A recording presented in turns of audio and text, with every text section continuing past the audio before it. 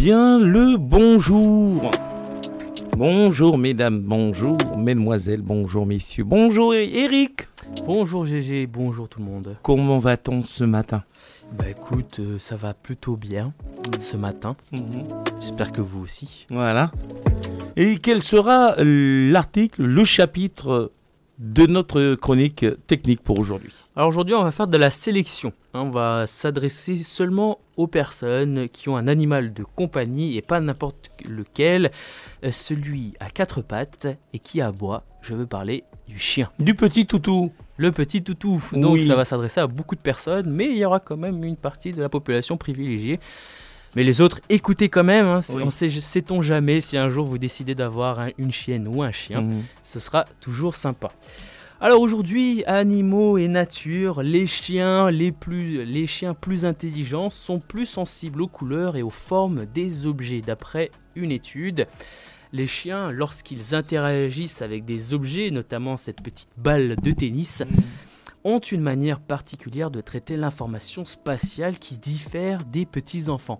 Les enfants se concentrent sur l'objet tandis que les chiens considèrent davantage le geste comme un signal directionnel.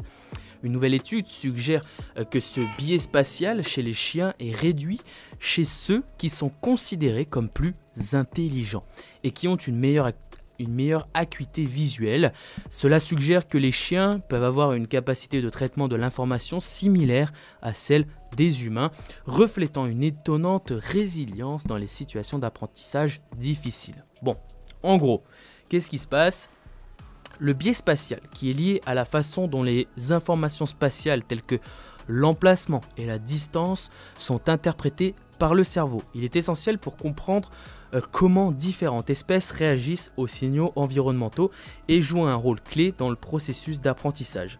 D'accord. Et l'étude menée par des chercheurs de l'université Eötvös Loránd en Hongrie a impliqué 82 chiens de différentes races. Les chiens ont été soumis à des expériences comportementales pour évaluer leur biais spatial, leur capacité cognitive, mais aussi leur acuité visuelle. Les résultats ont montré que les chiens apprennent plus rapidement en fonction de l'emplacement d'un objet que de ses caractéristiques. Et ce comportement est plus prononcé chez les chiens considérés comme plus intelligents et ceux ayant une meilleure acuité visuelle. L'étude suggère que le biais spatial chez les chiens est lié à un processus cognitif complexe et non simplement à leur vision.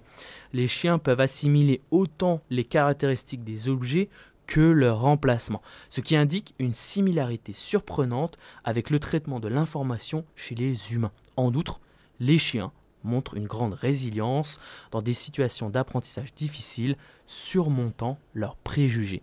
C'était votre chronique technique, et n'oubliez pas que la science n'est pas une vérité absolue et les scientifiques ne sont pas des génies innés. La science est simplement l'exploration de l'inconnu pour comprendre le monde et le rendre meilleur. Je vous remercie. Est-ce qu'on pourrait croire qu'à un moment même donné, ne serait-ce qu'un chien, un cheval, un singe ou n'importe quel animal présent sur cette terre, des fois, aurait plus de capacité à être plus intelligent que l'homme? Voilà.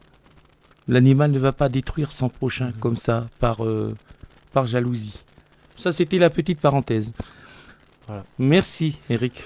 Alors, vous verrez dans le post à chaque fois que je fais sur Facebook et sur les réseaux sociaux de cette chronique, je mets des liens vers des sites, vers des articles pour aller plus loin.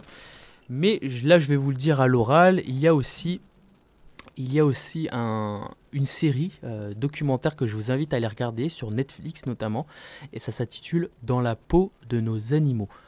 C'est d'ailleurs le premier épisode, ça parle de chiens et vous allez vous rendre compte que le chien est peut-être plus intelligent que l'on croit, notamment certaines études avec l'approche scientifique, vous allez comprendre pourquoi, et que même certains chercheurs pensent que le chien pourrait avoir la conscience de soi, ce qui, comme je vous l'avais dit, pas dénué de bon sens. Ce qui n'avait été prouvé que chez l'homme, mais pas chez l'animal, d'où la différence entre l'humain et l'animal, c'est que l'humain a la conscience de soi, mais peut-être que le chien aussi. Voilà, je vous invite à aller regarder pour plus d'informations. Merci Eric, c'était magnifique.